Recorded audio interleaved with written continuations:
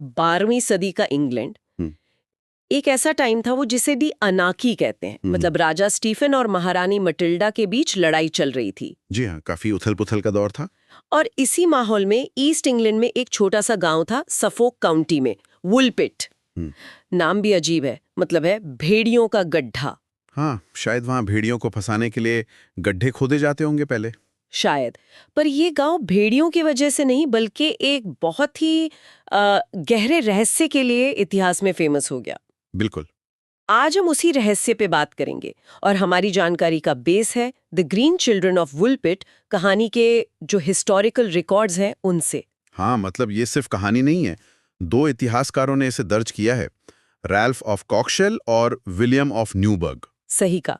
तो चलिए पीछे चलते हैं। उस टाइम में फसल कटाई का मौसम था। वुलपिट के गांव वाले खेतों में काम कर रहे थे और तभी उनकी नजर पड़ती है गांव के किनारे वाले एक गड्ढे पर। और जो वो देखते हैं वो मतलब यकीन करना मुश्किल था। अविश्वसनीय। बिल्कुल। उस गड्ढे के पास 2 छोटे बच्चे थे, डरे हुए से, एक लड़का एक लड़की। उनके कपड़े बहुत अजीब थे, जो गांव वालों ने पहले कभी नहीं देखे थे, और वो एक ऐसी भाषा बोल रहे थे जो किसी को समझ नहीं आ रही थी। कोई जानी पहचानी बोली नहीं। अजनबी भाषा, अजीब कपड़े। हाँ, लेकिन सबसे सबसे ज्यादा अजीब थी उनकी स्किन, उनका रंग हरा था। हरा रंग? जैसे पत्तों जैसा? हाँ, बिल्कुल वैसा ही, एक अननेचुरल सा हरा रंग। बाप रे। जाहिर है गांव वाले तो एकदम भौंचक के रह गए। डर भी था, हैरानी भी थी। उन्होंने बच्चों को उठाया। समझ नहीं आ रहा होगा कि ये हैं कौन, आए कहां से। बिल्कुल। वो उन्हें वहां के जमींदार सर रिचर्ड डी कालनी के पास ले गए। शायद सबसे बड़े आदमी थे वो इस इलाके के। हाँ, उस समय के हिसाब से। उनके घर पे बच्चों को रखा गया, पर वो बस रोते रहे, बहुत डरे हुए, सहमे हुए, जैसे बिल्कुल ही अलग दुनिया से आ गया हूं। यहाँ थोड़ा रुकना जरूरी है ना? 12वीं सदी का इंग्लैंड, मतलब अंधविश्वास बहुत था। लोग लोक कथाओं में, अजीब संकेतों में यकीन करते थे। हाँ, दुनिया को देखने का नजरिया आज से बहुत अलग था। बिल्कुल। चर्च का बहुत असर था, और लोग डरते भी थे, परियों से या धरती के नीचे रहने वाले जीवों से। तो उनके लिए 2 हरे बच्चों का मिलना सिर्फ अजीब नहीं रहा होगा। नहीं, बिल्कुल नहीं। ये तो मतलब विस्मयकारी था, डरावना भी हो सकता है। सवाल उठे होंगे दिमाग में कि कहीं ये शैतान के भेजे हुए तो नहीं, या धरती के नीचे से आए हैं, कोई बुरा साया तो नहीं। हाँ, डर और हैरानी उस जमाने की सोच यही थी। मतलब नेचुरल और सुपरनैचुरल के बीच की लाइन बहुत धुंधली थी। सही कहा। और ये मिस्ट्री और गहरी हो गई जब उन्हें खाना दिया गया सर रिचर्ड के घर पर। रोटी, मांस, जो भी उस टाइम का नॉर्मल खाना था। जी। बच्चों ने कुछ नहीं छुआ, बस रोते रहे अपनी उस अनजानी भाषा में। खाने को ऐसे देख रहे थे जैसे जानते ही ना हो कि ये क्या है। मतलब बिल्कुल अपरिचित। कई दिन बीत गए, बच्चों ने कुछ नहीं खाया। अब गांव वाले सर रिचर्ड सब चिंता में पड़ गए। ऐसे तो बच्चे मर जाएंगे भूख से। जाहिर है, हालत बिगड़ रही होगी उनकी। हाँ।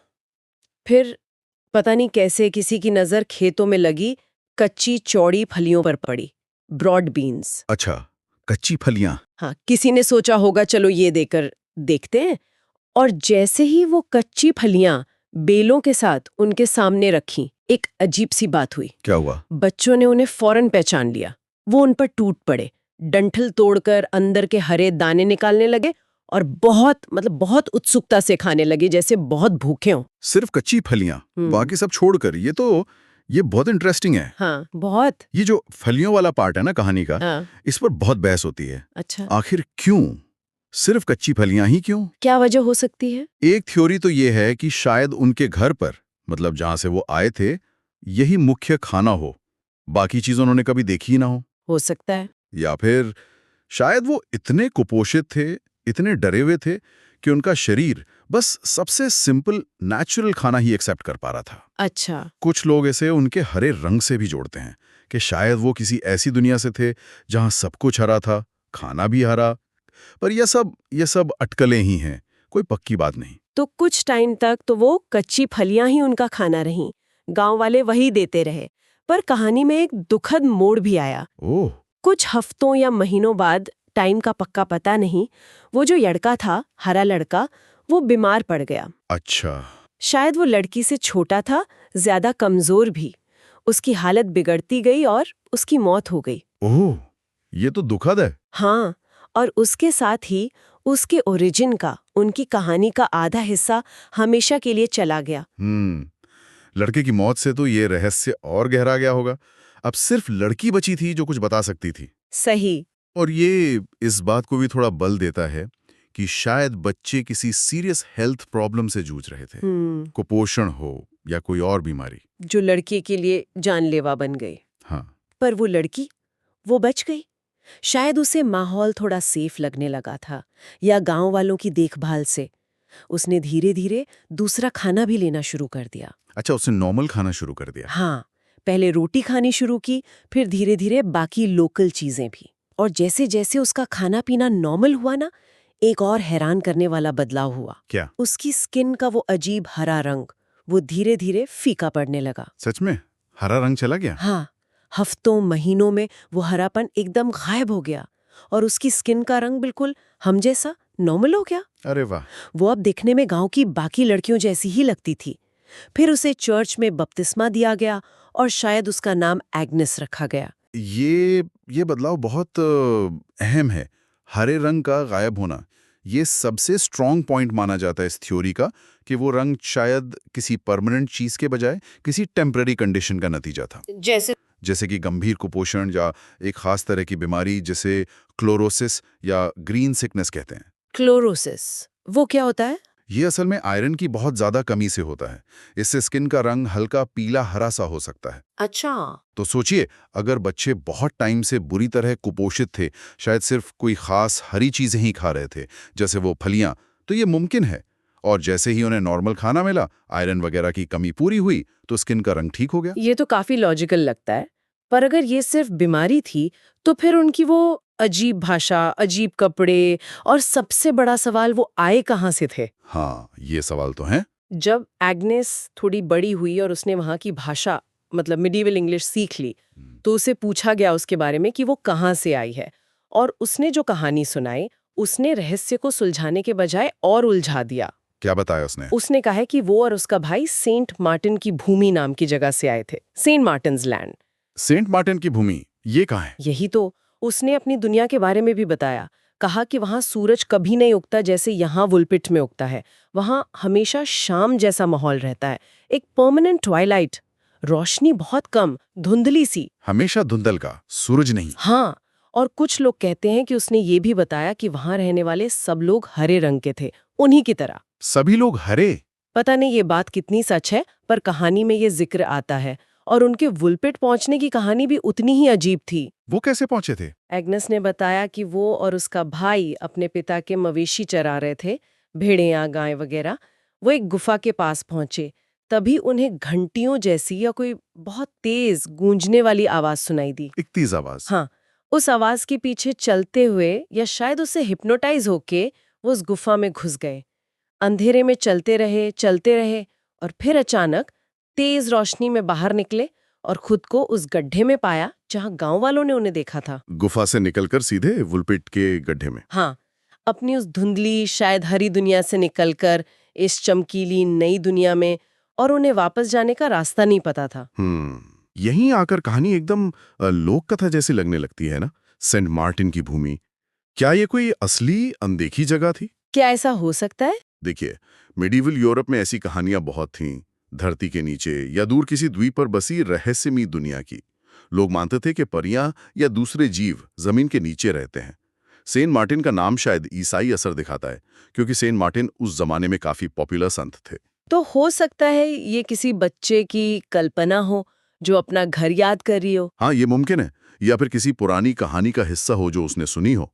लेकिन दूसरी तरफ लॉजिकल एक्सप्लेनेशंस भी हैं, जैसे हमने क्लोरोसिस की बात की। जी। एक और बहुत मजबूत थ्योरी है फ्लेमिश अप्रवासियों की। फ्लेमिश मतलब फ्लैंडर से? हाँ, आज का बेल्जियम, नीदरलैंड्स वाला इलाका। 12वीं सदी में खासकर राजा हेनरी द्वितीय के टाइम वहां से काफी लोग इंग्लैंड आए थे। बुनकर थे, स्किल्ड लोग थे। अच्छा। लेकिन कई बार उन्हें लोकल लोगों से दुश्मनी झेलनी पड़ती थी। कुछ लड़ाइयों के बाद उन्हें सताया भी गया। तो हो सकता है ये बच्चे फ्लेमिश पेरेंट्स के अनाथ बच्चे हों। मतलब? मान लीजिए किसी हमले या झगड़े के बाद जंगल में खो गए हों। उनकी अजनबी भाषा असल में फ्लेमिश रही हो। उनके अजीब कपड़े फ्लेमिश स्टाइल के हों।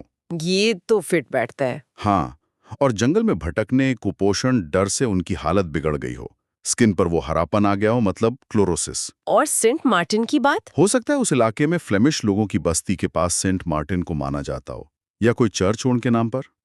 तो ये फ्लेमिश थियरी तो काफी कुछ समझा देती है, भाषा, कपड़े, उनका इंग्लैंड में होना। हाँ, और क्लोरोसिस उनके हरे रंग और फिर उसके गायब होने को समझा सकता है। लेकिन फिर वो सेंट मार्टिन की भूमि का धुंधलका, वो तेज आवाज, गुफा वाली कहानी, क्या ये बस कहानी को मसालेदार बनाने के लिए जोड़ा गया या कुछ और था? यही यही तो इस कहानी की खासियत है। हमारे पास 2 मिडीवल रिकॉर्ड हैं। रैल्फ ऑफ कॉकशेल, जो पास में ही एसेक्स में थे, और उन्होंने कहा कि उन्हें ये कहानी सीधे सर रिचर्ड के परिवार वालों से मिली। अच्छा, डायरेक्ट सोर्स से। और दूसरे थे विलियम ऑफ न्यूबार्ट, जो यॉर्कशायर में थे, उन्होंने भी इसे अपने इतिहास में लिखा। 2 अलग-अलग जगहों पर दर्ज होना इसे पूरी तरह मनगढ़ंत कहना मुश्किल बनाता है। मतलब वुलपिट में कुछ तो हुआ था, कुछ अजीब जरूर हुआ था। लगता तो यही है, पर क्या हुआ था ये कहना मुश्किल है। क्या राल्फ और विलियम ने सुनी सुनाई बातें लिखी जिनमें शायद पहले से ही लोक कथा का रंग चढ़ चुका हो? सकता है। क्या उन्होंने खुद कुछ चीजें जोड़ दी कहानी को और रहस्यमय बनाने के लिए? मिडेवल लेखक ऐसा करते थे कभी-कभी। उनकी अपनी धार्मिक सोच का भी असर हो सकता है। और वो लड़की एग्नेस, उसका क्या हुआ? कहा जाता है कि वो बड़ी हुई, उसने इंग्लिश तौर तरीके अपना लिए, और शायद उसने शादी की किंग्स लिंन में, जो वुलपिट से ज्यादा दूर में ही है, नॉर्फोक में। अच्छा, उसने नॉर्मल लाइफ जी। कुछ रिकॉर्ड्स कहते हैं कि उसने रिचर्ड बार नाम के एक आदमी से शादी की, जो राजा हेनरी द्वितीय का कोई ऑफिसर था। अगर ये सच है तो वो पूरी तरह इंग्लिश सोसाइटी में मिल गई। लेकिन उसकी कहानी, उसकी ओरिजिन का रहस्य, वो हमेशा उसके साथ जुड़ा रहा होगा, एक लेजेंड की तरह। सही। हाँ, और यही बात इस कहानी को आज भी जिंदा रखे हुए है।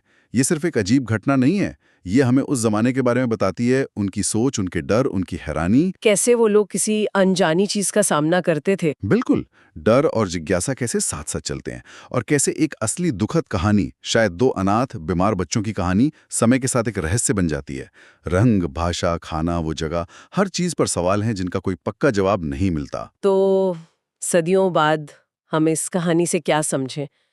क्या ये परियों की दुनिया का कोई सबूत है, या मिडीवल इंग्लैंड में अप्रवासियों के स्ट्रगल की कहानी, या बस कुपोषण और शौक में आए बच्चों की दुखद कहानी जिसे टाइम और कल्पना ने बदल दिया? सच शायद इन सब का कोई मिक्सचर हो, या कुछ ऐसा जो हम सोच भी नहीं सकते। कहानी के कई पहलू हैं जिन पर हमने बात की, पर पूरी तरह से कोई भी थियरी सब कुछ एक्सप्लेन नहीं करती। हाँ, जैसे वो हरा रंग, क्या क्लोरोसिस सच में इतना गहरा हरा रंग दे सकता है?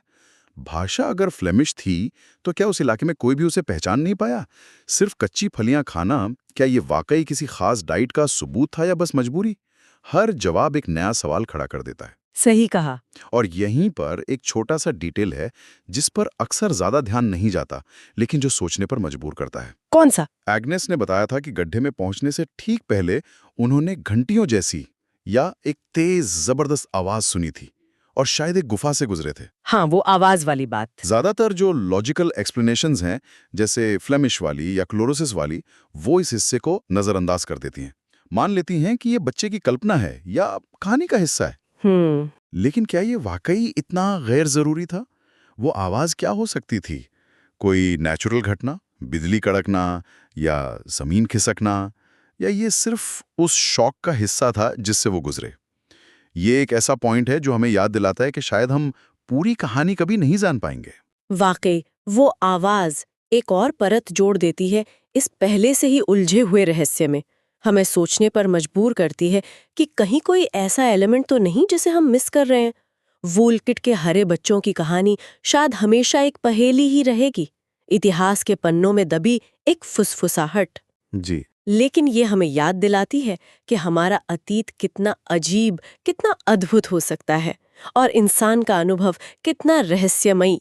हम सुनने वालों को इसी सवाल के साथ छोड़ते हैं, उन हरे बच्चों की इस कहानी के भूल भुलैया में क्या निष्कर्ष निकाला जा सकता है?